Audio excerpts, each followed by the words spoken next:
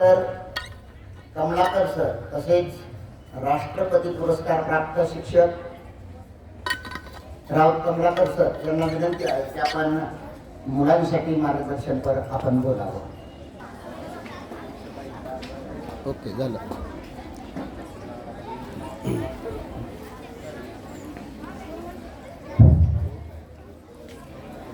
बैठे बैठे सावधान, विश्राम.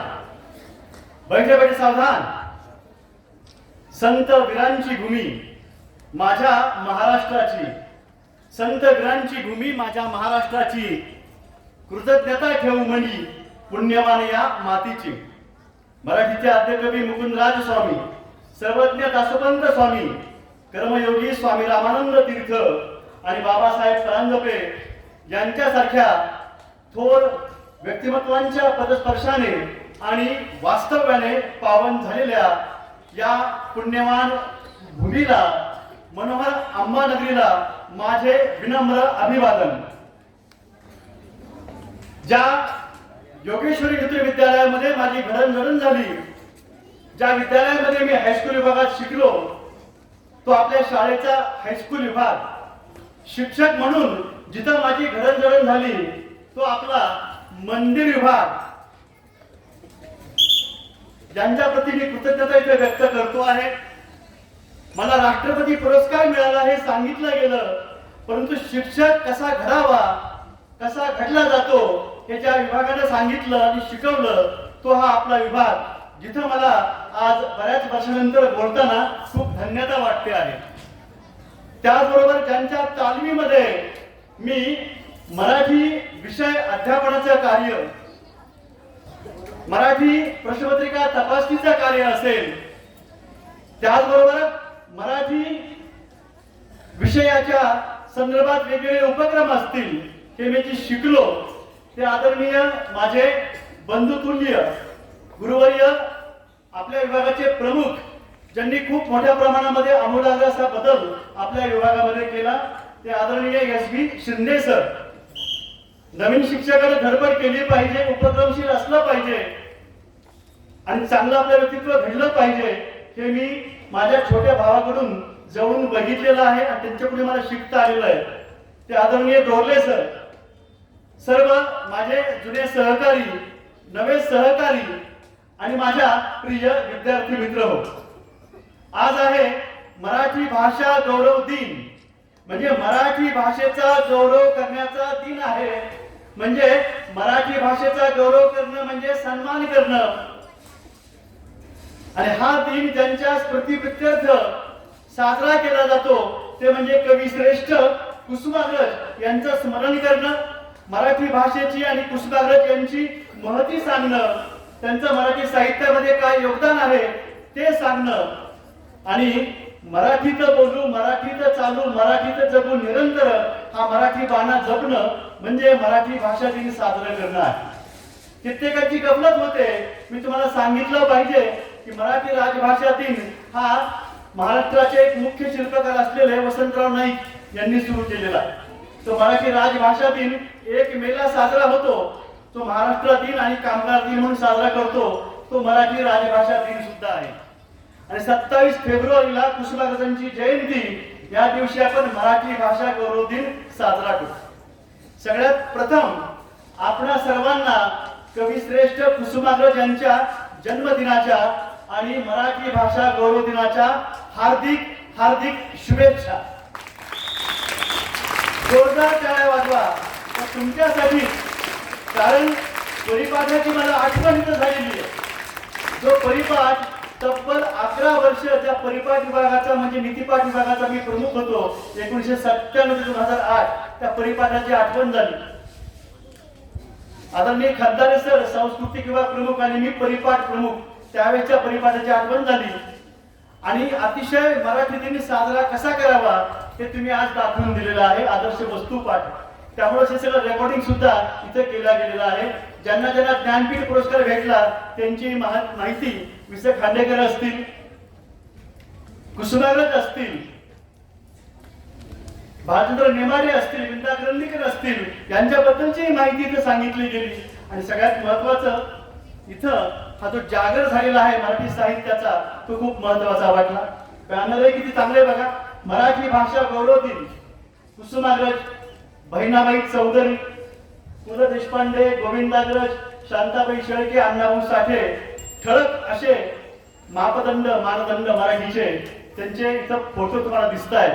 त्यांच्या साहित्याची तुम्हाला आठवण व्हावी हा इथं उद्देश आहे. जेवढं सांगावं तेवढं कमी आहे, पण मला इथं आठवण होते ते म्हणजे गुरुवर्य विलासराव बेलुकीकर सरांची, ज्यांच्या तालमीमध्ये आम्ही घडलेलो आहोत.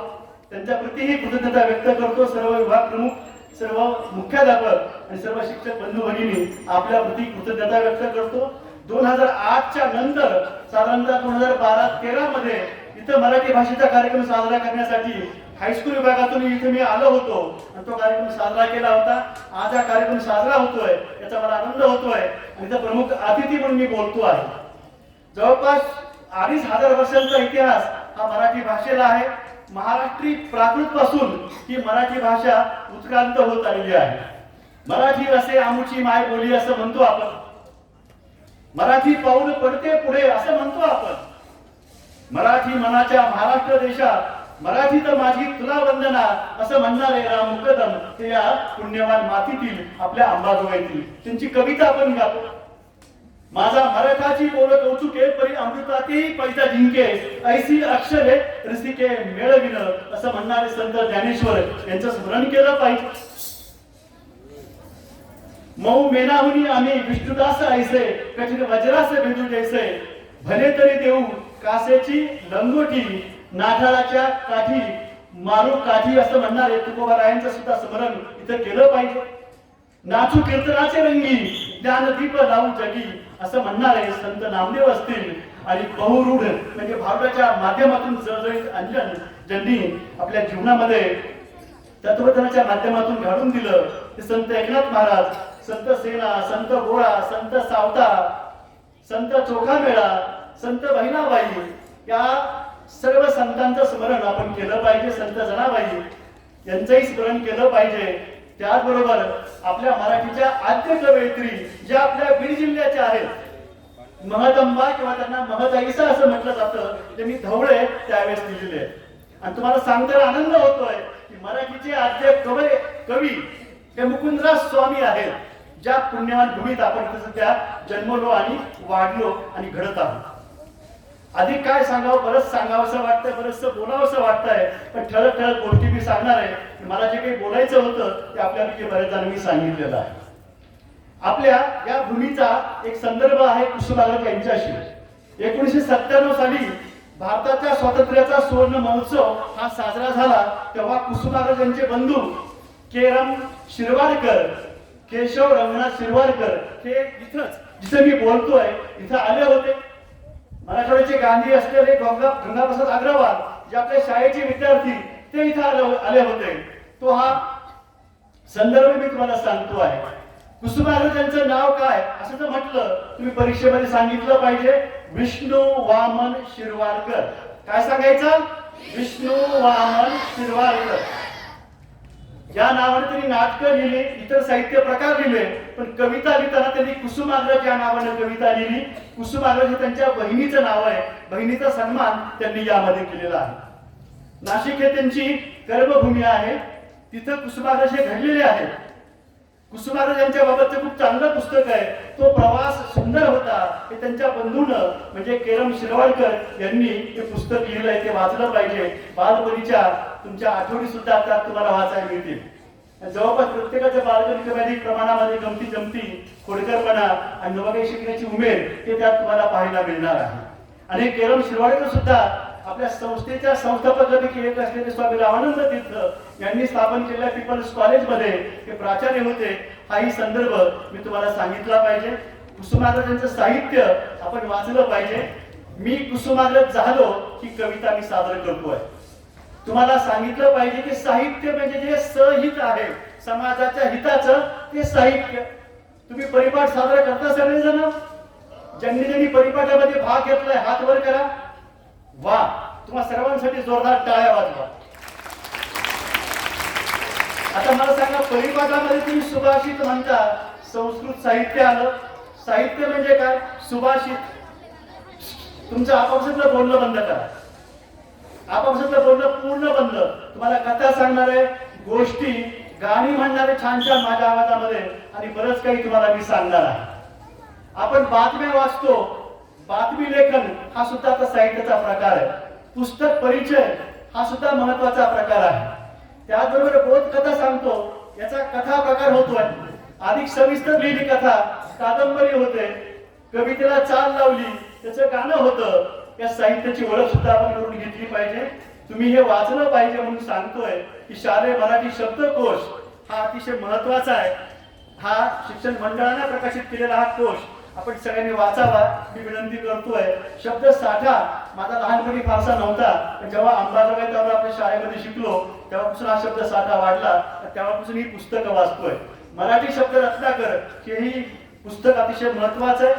लेखनात चुका होतात. मराठी लेखन कोश हाही अतिशय महत्वाचा. ह्रस्व दीर्घ कसं लिहावं, लेखनाचे काय नियम आहेत हे तुम्हाला यामध्ये जाणून घेता येईल.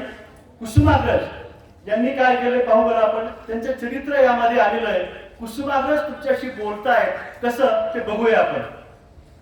मी कुसुमाग्रज झालो, भरभरून जगलो, प्रेम वाटत राहिलो, दिला जगण्याचा सूर, मी कृतार्थ जगलो. भरभरून जगलो, प्रेम वाटत राहिलो, दिला जगण्याचा सूर, मी कृतार्थ जगलो. शिरवाडे आमचे गाव, मी पुण्यात जन्मलो, लाभे माता पिता ज्ञानी, आम्ही चांगले घडलो. बहीण भावंडांचं प्रेम, मी कुसुमाग्रज झालो. त्यांच्या बहिणीचं नाव काय आहे? कुसुम.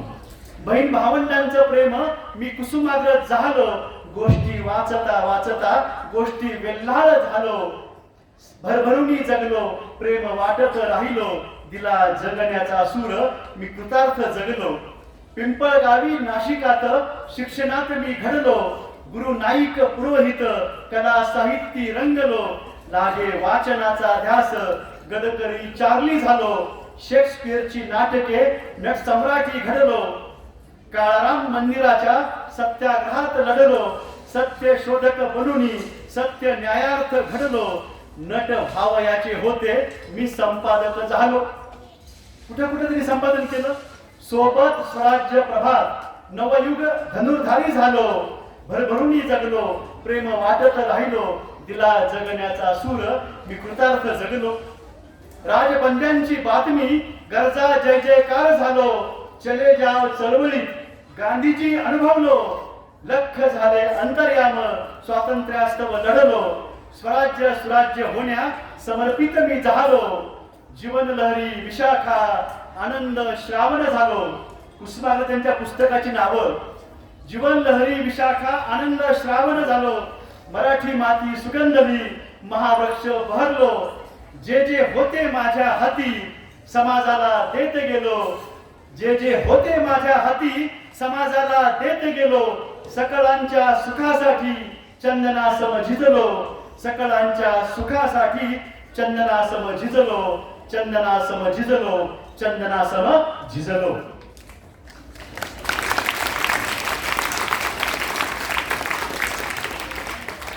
माझ्या मराठी मातीचा लावा ललाटास टिळा.